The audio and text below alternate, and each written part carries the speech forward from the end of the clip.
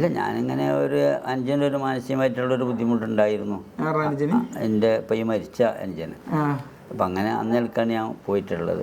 ആരാ കൊണ്ടുപോയത്? ഞാനും അവനും കൂടി തന്നെ പോയത്. അനുജനായിട്ട് തന്നെ പോയത്? മാനസികമുള്ള അനിയനായിട്ട് തന്നെ പോയത്.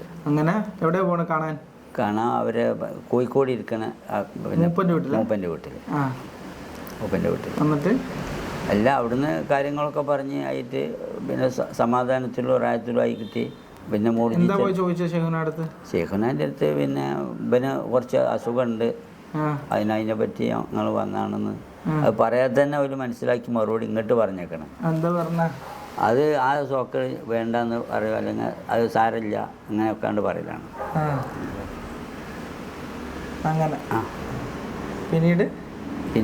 പിന്നെ അങ്ങനെ ഇടയ്ക്കൊക്കെ വേറെ ആവശ്യങ്ങൾക്കൊക്കെ പോകും. പിന്നെ അപ്പം നല്ല ഇടയ്ക്ക് തന്നെ നമ്മൾ കാഴ്ചപ്പെടും റായത്ത് തന്നെയാണ്. പിന്നെ കൂടുതലും ആളുകൾ ഒരു സോക്കറിനാണ് വരൽ.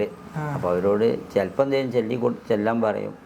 അവർക്ക് ഓരോരുത്തർക്കും ഓരോ കാര്യങ്ങൾ ചിലപ്പോൾ പറഞ്ഞു കൊടുക്കും. കൂടുതലും രോഗത്തിന് ആ രോഗം വേണ്ടെന്നാണ്ട് പറയലാണ് അവരെ മെയിൻ. പിന്നെ അവർ ഒരു കാര്യം പാസ്സാക്കിയത് നടപ്പിൽ വരലുണ്ട്.